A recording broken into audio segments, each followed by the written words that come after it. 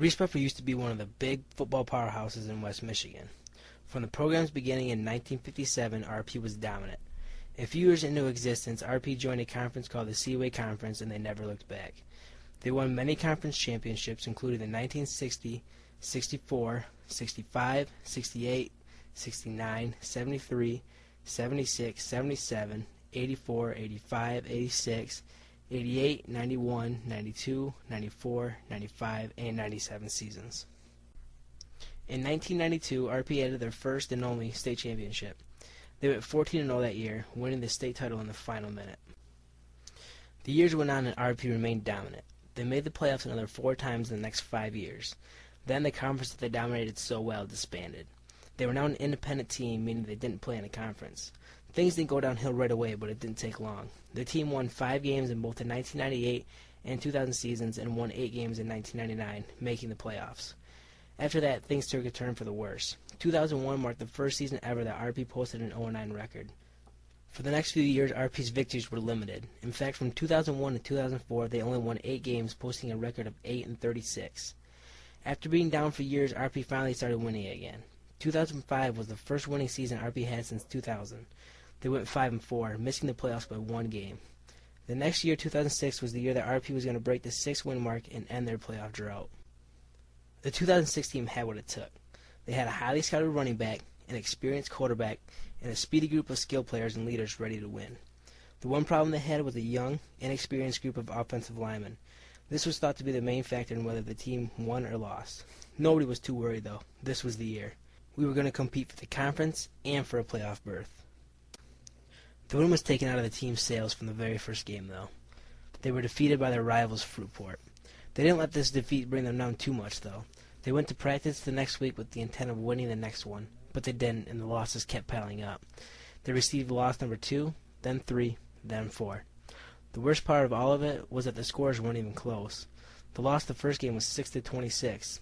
The next few games were 7-28, 0-27, and 13-34. The season continued on, and the team was hit by injuries and discouragement. Some players were lost for several games, and the rest of the players were hit with the mid-season dismay of a losing season. That disappointment brought the morale of the team down, leading them to believe that they just weren't good enough. All the preseason hype was gone. Game 5 came and went, and the team was still winless. That officially marked their season as a losing one, since they could not win as much as they had lost. The next week was homecoming, and they knew they had to win.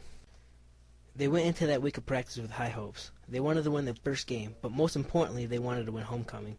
They had their best week of practice, and then they came out at the beginning of the game and attacked. They scored first. They played a great first half of football. Unfortunately, though, the second half didn't go so great. The opposing team came out ready, and the final score was 20-33. They lost. Everyone walked off the field with their heads hanging low.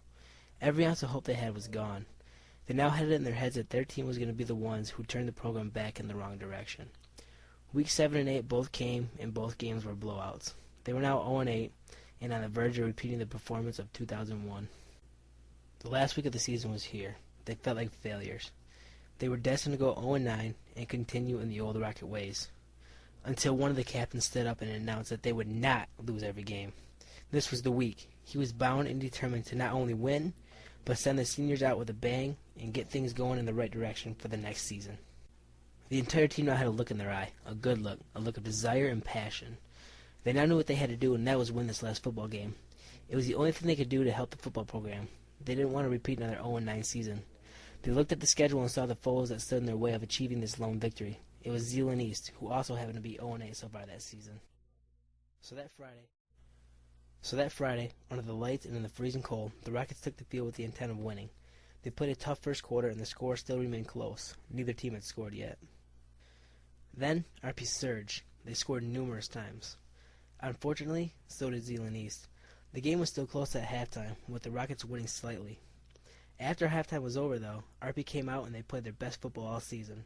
They shut their opponents out and dominated the rest of the game. The final score was 41-19. They walked off that field with their heads held high. They may not have ended the playoff drought or even had a winning season, but they left the place for the next team to take over. They left with a win.